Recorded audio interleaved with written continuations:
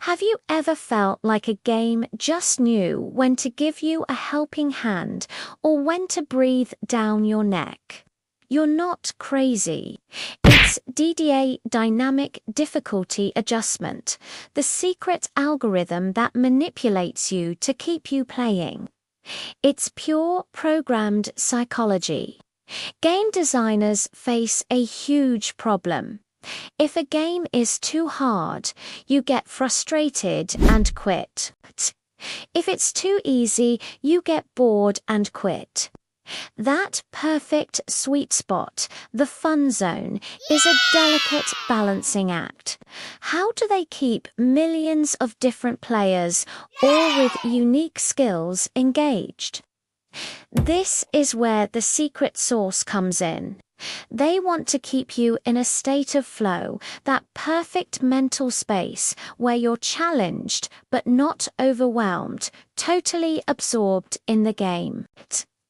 It's the feeling of being in the zone, but achieving that for everyone is almost impossible with a single difficulty setting. So, what's the solution? A system that watches you, learns from you, and changes the rules on the fly. DDA is an algorithm that monitors your performance in real time and dynamically adjusts the game's difficulty. There's no fixed difficulty level. It adapts specifically to you. Think of it like an invisible game master pulling strings behind the scenes. If you're struggling, it might secretly make enemies a little weaker or drop more health packs. If you're breezing through, it might ramp things up to keep you on your toes. The goal isn't to make you win or lose, but to keep the experience as engaging as possible for as long as possible. The game is constantly learning and adjusting to create your own personalized challenge. So, how does the game evaluate you? It's tracking you with key metrics. How many times have you died in the last 10 minutes?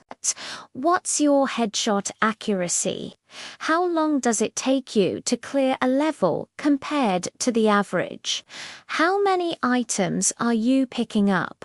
It's watching everything. It sees you missing shots, so it might subtly increase the size of enemy hitboxes. It sees you dying repeatedly in the same spot, so maybe the next time you respawn, there's a health potion waiting for you. All this data is fed into the algorithm to create your personal skill profile, which then dictates how the game responds to you. You're not just playing the game is playing you. The most famous or infamous example of this is rubber banding in Mario Kart. If you get way out in first place, you'll notice the AI opponents suddenly become speed demons, catching up like they have rockets strapped to their carts. And what about you? You'll probably get hit with a blue shell. But if you fall way behind, into last place, something magical happens.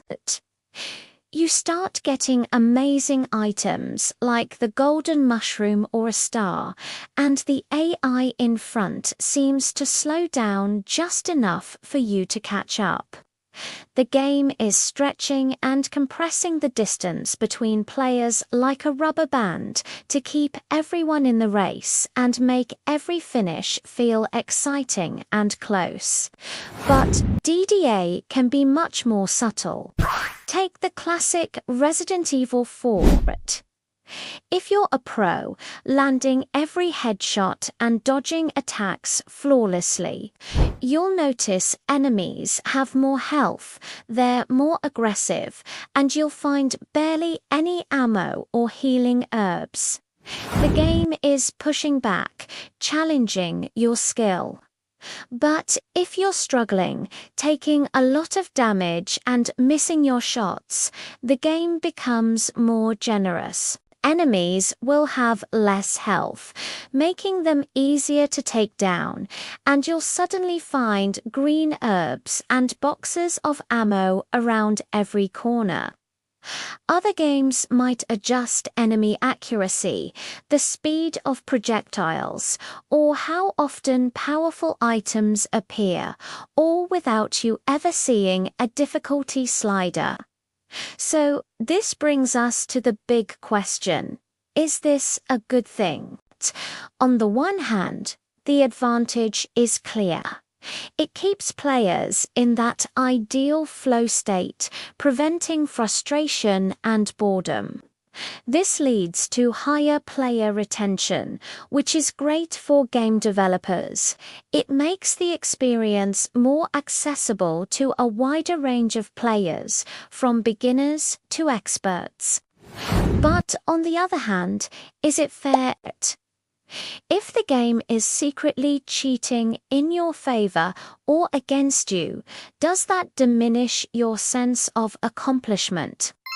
When you finally beat that impossible boss, was it your skill, or did the game just dial down the difficulty for you?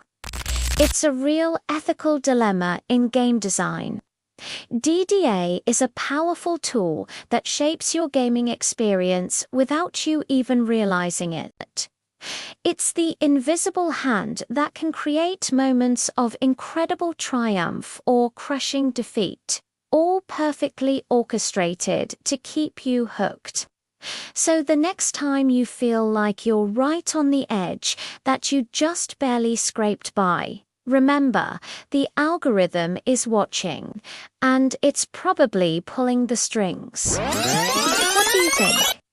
Is DDA a brilliant design tool or an unethical manipulation? Let me know in the comments below. And if you want more secrets from behind the screen, make sure to like this video and subscribe to DevJr_. Thanks for watching.